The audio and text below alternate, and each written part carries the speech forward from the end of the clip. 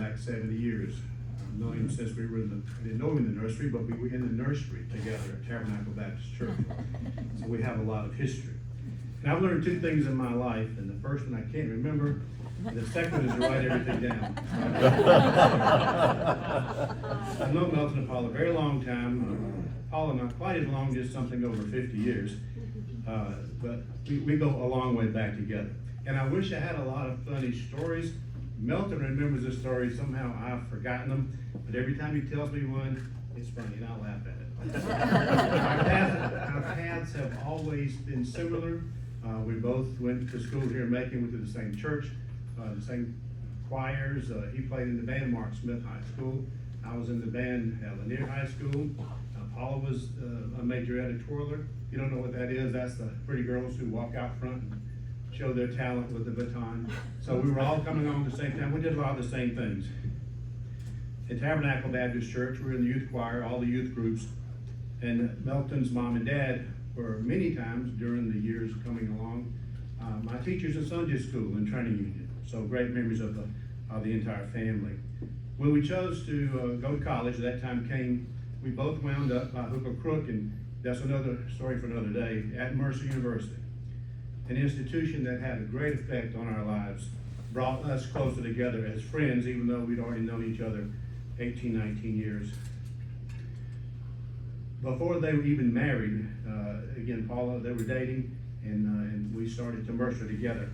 We attended a lot of Christianity courses and philosophy courses, psychiatry courses together, and were later roommates in the dorm. Melton graduated in 1974. In June, I took a quarter off to do some teaching, so I actually didn't graduate until August, but the same year. And so one of the fun things that we remember from that time, back at that point, the schools required you to take some kind of PE, and so Melton and I chose to take the tennis classes. And so we started learning how to play tennis, and we actually became quite good at it, so we would stay and practice. And there might have been a time or two we skipped a class to continue a tennis match. But that was a very special time that we got to spend together, because I don't care, how much studying you want to do, how much studying you have to do as you come along. It's the good times you have with your friends that stick with you. And I continued to play tennis. I don't know how many years you did too, until my knees suggested otherwise. But every time I played, I thought back to those days at Mercer University playing tennis. Anyway, Paula and Melton got married in 1972, as we all know today, and I was asked to be in the wedding, which I was. Back in those days, we didn't have things like destination weddings. You got married at your church, usually, and if you went to Tabernacle Baptist Church, you had the reception in the Pine Room. And if any of you ever were members of Tabernacle, you'll remember all of the things that took place in the Pine Room. And it was not till I became an adult that I understood why they called it the Pine Room. It was a room with pine panel, but it was just a Pine Room. I actually visited Melton and Paula several times in the student housing, married student housing on Mercer, which, as you said, now has been torn down. While we were still students at Mercer, we were ministerial students. Me in the music part, Melton in the pastoral part. He took a pastorate down in First Baptist Church of the metropolis of Warwick, Georgia. And many times I visited with him down there. In fact, I think we actually had a revival or two together. I did the music. We were young. I can't say we were foolish. We were pretty good kids, actually. And we did the things we were supposed to do, mostly. And of course, we continued to be close even after we graduated and moved on in our lives. Melton owned the Southwestern Seminary in Fort Worth. I took a position in Warner Robins. Remember, at that time, there were no emails and no Facebook, and all we could communicate was writing a letter and mailing it and by long distance telephone. In fact, a preacher friend, I think more Melton's than I knew, flew back and forth to Fort Worth for working his doctoral at the Southwestern Seminary.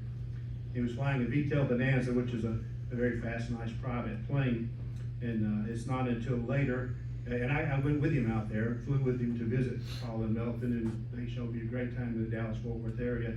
But I learned later, after I got my pilot's license, that the V-tail Bonanza is actually nicknamed the Doctor Killer, because it's a very complex and fast airplane. And quite if I'd known that, I might have gone commercial. But anyway, it was a great time together, flying halfway across the country and meeting with them and catching up. Again, there were no other ways, but in person or email or mail or the telephone. But I did see Melton's mom and dad around at church and around town, and she kind of kept me informed what was happening in their lives. But I want to regress back to the Mercer thing, because that is where I think we really came of age, so to speak. We had a lot of fun times together there, but more so, we were two young men brought up in a very conservative Baptist church and by very conservative preachers. And the only thing that we understood and knew were the things our preachers taught us and our parents taught us. And so all of a sudden, we were getting our mind opened up and finding out that we had a brain and could think on our own.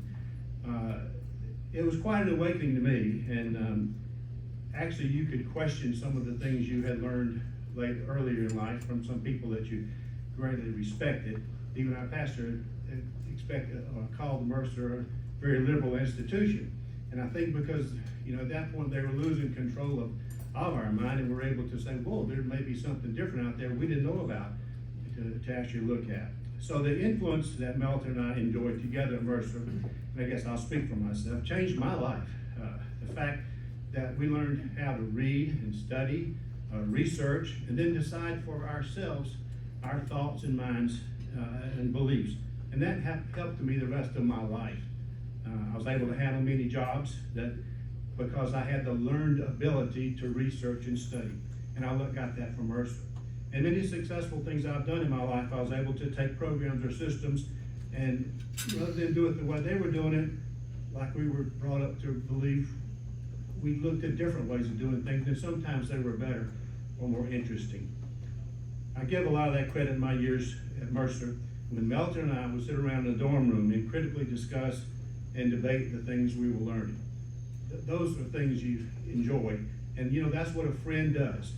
Allows you to learn to be yourself without judgment. And we had that relationship. In fact, he has to remind me of my funny stories earlier, that we would be in our dorm room on a Friday night with all the fraternity people coming back from their parties, and we were singing and playing gospel songs on our guitars. So we were kind of unusual there, but that's what we did. And I saw the light and all the fun stuff we used to do. But anyway, rather than continue on, just to tell you real quick, we first moved in the dorm there in the 70s. I didn't initially go to the dorm. I was living at home with my mother, but Melton did. And after the first Sunday, the family moved him in.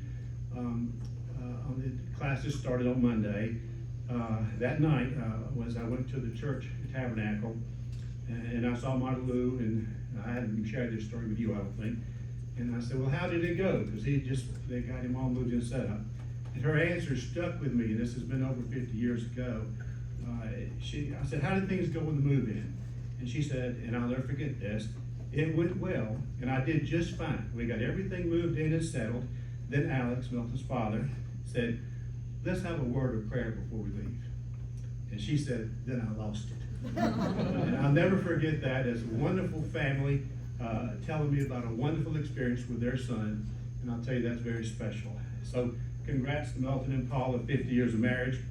Bob Hope said, thanks for the memories, studying our verse, nothing in our purse. I was there when the preacher said, for better or for worse. How lovely it's been.